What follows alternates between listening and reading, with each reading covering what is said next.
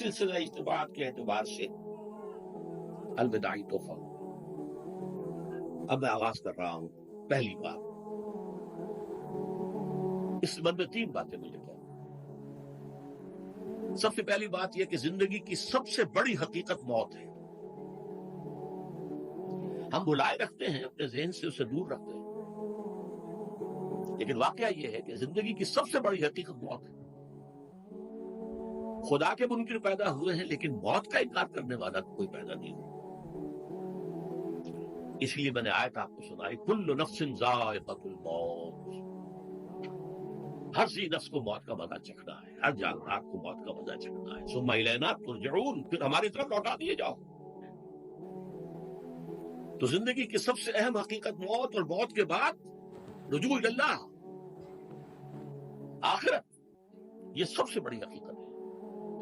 ایک حقیقت سب مانتے ہیں، سب جانتے ہیں، دوسری حقیقت کے اوپر پردہ پڑا ہوا۔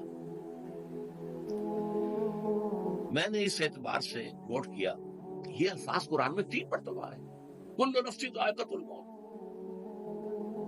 ہر جاندار کو موت کا مزہ چکھنا ہے۔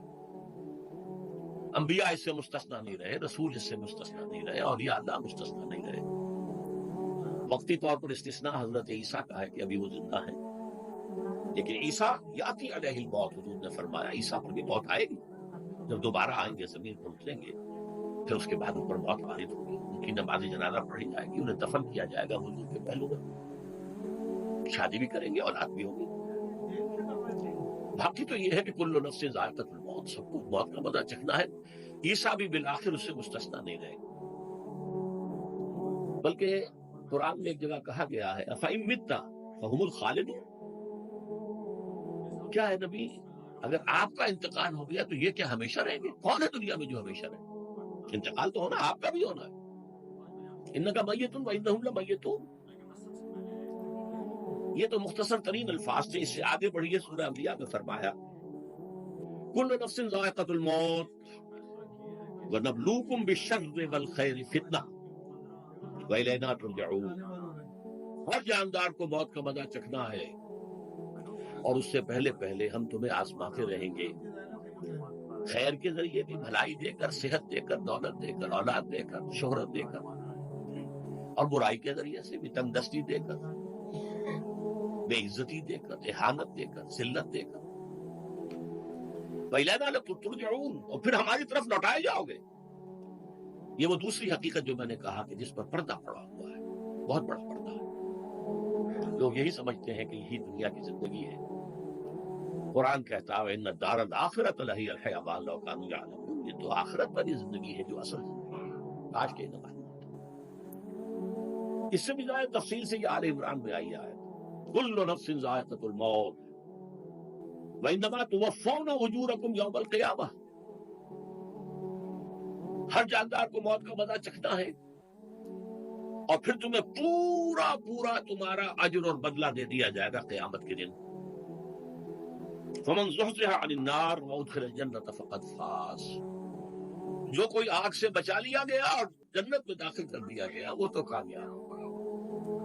اللہم ربنا اجعلنا منہم، اللہم ربنا اجعلنا منہم، اللہم ربنا اجعلنا منہم۔ وما الحیات الدنیا الا متاع الغرور، اور دنیا کی زندگی تو سوائے دھوکے کے سامان کے اور کچھ نہیں ہے۔ دھوکہ کس معنی میں؟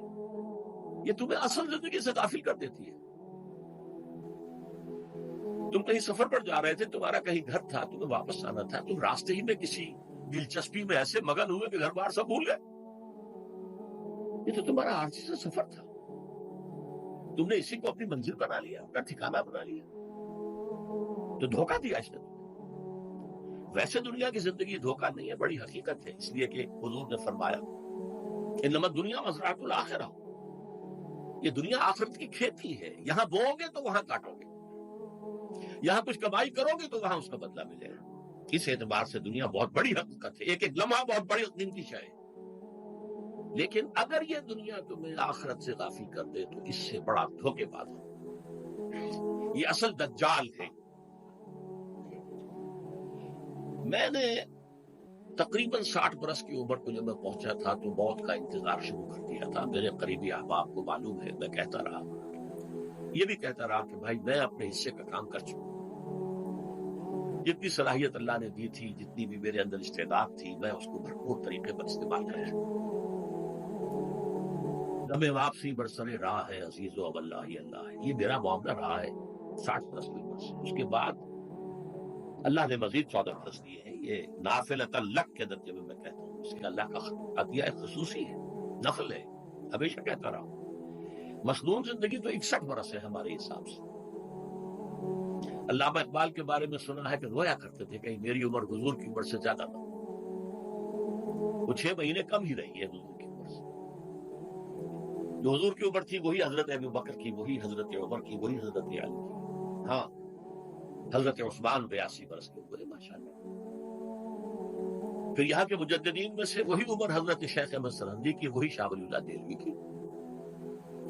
ہاں، شیخ عبدالحق محدث دہلوی رحمۃ اللہ علیہ 82 برس کے ہوئے۔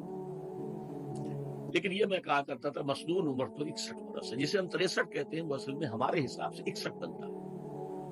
وہ 63 قمری ہے، جو 9 دن کم ہے قمری سال جو ہے وہ شمسی سال سے۔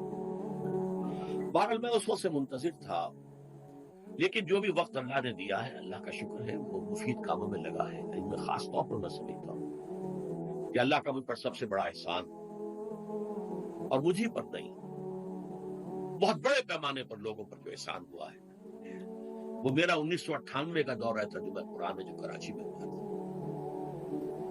1998 کے مارچ میں میرا بڑا آپریشن ہوا، دونوں گھٹنے تبدیل کیے گئے، لیکن 98 کے آخر میں، حالانکہ میں چل نہیں سکتا تھا، کراچی میں مسجد جو ہے اونچی ہے، دوسری منزل پر ہے، تو خاص ریمپ بنایا گیا جس کے ذریعے میں ویل چیئر پر مجھے لے جایا جاتا تھا اپنے درس کیا۔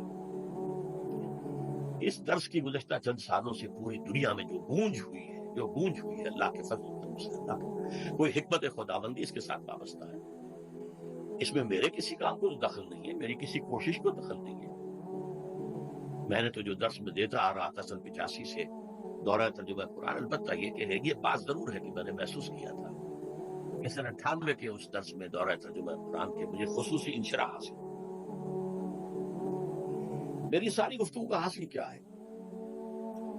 دیکھیے، نظریاتی تحریکوں کا تعلق اشخاص سے نہیں ہوتا، ٹھیک ہے، کوئی اس کا داعی ہوتا ہے، کوئی اس کا مؤسس ہو جاتا ہے، کوئی اس کا آغاز کرنے والا ہوتا ہے، لیکن نظریاتی تحریک افراد سے وابستہ نہیں ہوتی۔ افراد آتے چلے جاتے ہیں اپنا اپنا حصے کا کام کر کے، جس کو جتنا مقدر ہے، جتنی اللہ تعالیٰ کی طرف سے توفیق ہے، وہ اپنا کام کرے گا، چلا جائے گا۔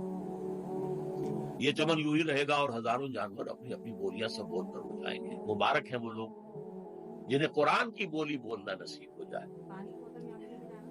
وَإِنْ يَحْسِبُ أَنِّي مِنْهُمْ، مجھے گمان ہے، اللہ کا فضل ہے کہ میں ان میں سے ہوں، نے قرآن کی بولی بولی ہے، اور قرآن مجید کو جیسا کہ وہ ہے ایز اٹ از، اپنے کو مذمومہ خیالات، اپنے کوئی ذہن سے زائدہ نظریات کو میں نے اس میں دخل نہیں دیا، جسے انگریزی میں آپ آبجیکٹیولی کہتے ہیں۔ خالص معروضی طور پر قرآن کو پڑھا، قرآن کو قرآن سے سمجھائے، یا پھر سیرت رسول سے سمجھائے۔ میں لفظ سنت کی بجائے سیرت استعمال کر رہا ہوں۔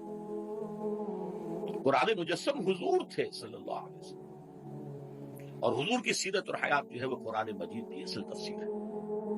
یہ حقیقت بھی بہت کم لوگوں کی ہے۔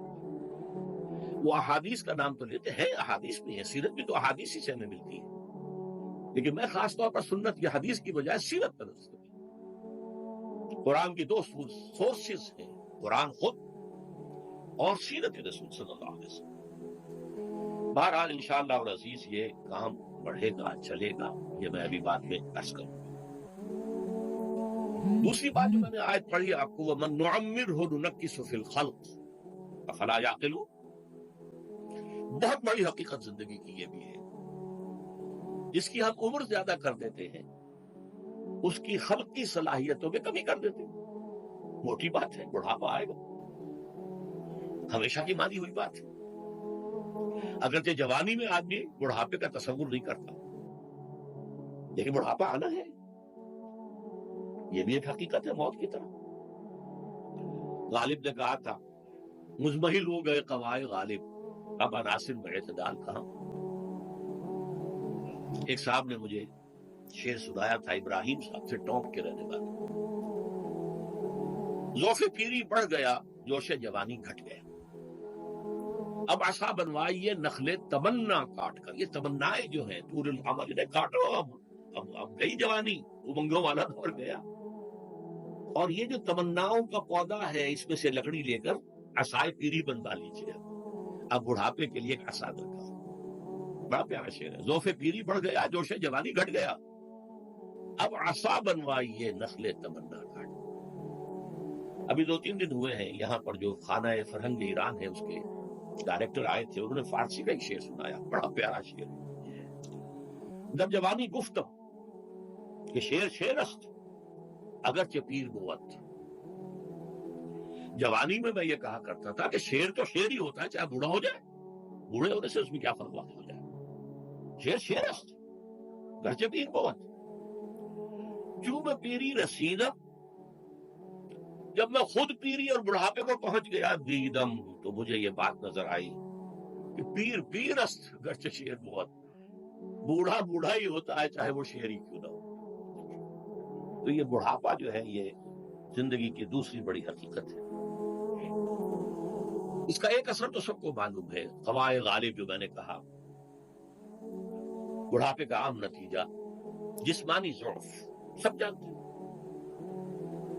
لیکن مجھ پر اور کچھ اور لوگوں پر بھی خاص طور پر اس کا جو ایک اثر ہوتا ہے یہ مجھ پر ہوا ہے, وہ ہے یادداشت کی کمزوری. اور یہ میں کئی سال سے محسوس کروں. میری پرانی یادداشت بڑی مضبوط ہے, قوی ہے, اس میں کہیں کوئی کمی نہیں. لیکن ریسنٹ پاس کی چیزیں جو ہے, پچھلے 5-6 سال کے واقعات مجھے یاد نہیں رہتے. اشخاص سے ملا ہوں اور دیکھ کے پہچان لیتا ہوں, کئی بار ملاقات ہوئی, نام یاد نہیں آتا. تاریخیں اور اشخاص کے نام کے اعتبار سے تو خاص طور پر کئی سال سے میری جو میموری ہے وہ امپیئرڈ. اور میں محسوس کرتا رہا ہوں کچھ عرصے سے کہ این تقریر کے دوران محسوس ہوتا بلیک آؤٹ ہو گیا, اور مجھے سلسلہ کلام جوڑنے کے لیے سوچنا پڑا. بعض اوقات 1000 کروڑ مرتبہ بولے ہوئے الفاظ غائب. اب چاہے کتنا ہی زور لگا لوں وہ لفظ یاد نہیں آئے گا. ہاں تھوڑی دیر کے بعد خود بخود یاد آ جائے گا. میرے اس آپریشن سے اب کچھ عرصے پہلے تک جو میری تقریریں یہاں ہوئی ان میں بہت سے لوگوں نے نوٹ کیا. میری تقاریر میں اب وہ روانی نہیں رہی تھی. وہ جو کراس ریفرنسز آیا کرتے تھے جس کے بنا پر ایک مولانا عبد الکریم باریک صاحب تھے ناگپور کے, انڈیا کے, مولانا علی میاں کے, وہ خلفاء میں سے, انہوں نے تفسیر بھی لکھی ہے قرآن کی. وہ ایک مرتبہ لاہور آئے تھے تو اسے بھی ملاقات ہوئی, میرا درس بھی سنا. پھر یہاں وہ ایک دینی ادارے میں گئے, وہاں میرے خلاف باتیں ہو رہی تھی. تو انہوں نے کہا بھائی اس شخص کی کیا بات کرتے ہو, اس کے سامنے تو معلوم ہوتا ہے کہ قرآن کھلا ہوا ہے, جہاں سے چاہے لے لے. پھول کھلے ہیں گلشن گلشن, لیکن اپنا اپنا دامن, تم کیا بات کر رہے ہو اس میں. تو عبد الکریم باریک صاحب کی وہ جو تقاصر تھا وہ صحیح تھا. کراس ریفرنسز کا آنا, القرآن یفسر بعضہ, اس میں بہت کمی آ گئی. بہرحال اس کے علاوہ تیسری چیز ہوتی ہے بڑھاپے میں ریزسٹنس کی کمی کی وجہ سے عوارض. اور کوئی 25 برس سے, شوگر کا میں مریض ہوں, اور کوئی 5 برس سے. ایک خاص برس جو مجھ پر آیا ہے آج سے 4 سال پہلے, اس کی ایک تاریخ ہے. یہ جو امراض دماغی کے ماہرین ہیں یہ کہتے ہیں کہ ایک مرض ہے بائی پولر ڈپریشن. انسان میں کبھی تو انشراح ہوتا ہے, ایکٹیویٹی ہوتی ہے, سوچتا ہے, اور ایکٹیو کرنے کے لیے, گفتگو کے لیے, بھاگ دوڑ کے لیے طبیعت میں آبادی ہوتی ہے. کبھی وہ بجھ سا جاتا ہے, کبھی وہ حرکت کرنے کو جی نہیں چاہتا, پڑا رہے کسی کونے میں, سو جائے. تو یہ بائی پولر معاملہ کہلاتا ہے, یہ ویو چلتی ہے. اچھا یہ ہے ہر انسان میں, جسے ہم عام طور پر کہتے ہیں موڈ آف ہے بھائی میرا, مجھ سے باتیں. تو یہ موڈ کا آف ہو جانا, آن ہو جانا, یہ عام آدمی میں بھی ہوتا ہے. لیکن جو اللہ کے کسی فضل و کرم سے زیادہ ذہین ہو, زیادہ حساس ہو, ان میں پھر یہ جو ویو ہے یہ زیادہ اونچائی زیادہ نیچائی, زیادہ اونچائی زیادہ نیچائی, اور اس کو پھر ہم کہتے ہیں مرض, بائی پولر. یہ ہمارا خاندانی مرض ہے. والد صاحب کا تھا، وہ تھا، بڑے بھائی اظہار احمد صاحب کو ہوا، میری بڑی ہمشیرہ کو ہوا۔ عام طور پر اس کی عمر ہوتی ہے، اور ہوتی تھی، 3 تجربے مجھے ہیں، والد صاحب کو 13 برس میں نے اٹینڈ کیا ہے اس بیماری میں، سن 52 سے 65 تک جب ان کا انتقال ہوا۔ یہ عام طور پر شروع ہوتا ہے 50 برس کے لگ بھگ۔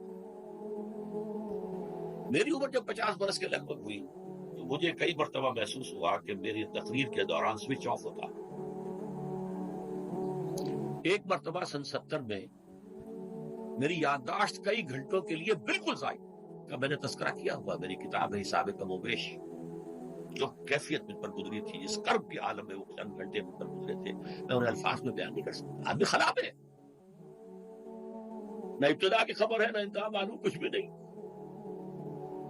میں جب 50 برس کا ہوا اور یہ ایک مرتبہ مجھے جھٹکے لگے مسجد سمن آباد کے اندر، تو میں نے ڈاکٹر رشید چودھری صاحب سے، وہ میرے والد صاحب کے بھی والد رہے تھے، میں نے ان سے کہا کہ یہ ڈینجر زون میں داخل ہو گیا۔ ان کا نہیں، آپ کو یہ نہیں ہوگا، اس لیے کہ آپ اللہ کے کتاب کی خدمت کر رہے ہیں۔ تو ان کی یہ بات تو پارشلی ٹروتھ نکلی کہ 70 برس کی عمر میں مجھ پر یہ 20 برس اللہ تعالیٰ نے مجھے اس میں ایک بونس دے دیا۔ 70 برس میں ظہور ہوا، اور اس کا ایکسائٹنگ کاز بنا ہے افغانستان میں جو حادثہ ہوا طالبان کے ساتھ۔ اتنا صدمہ مجھے تھا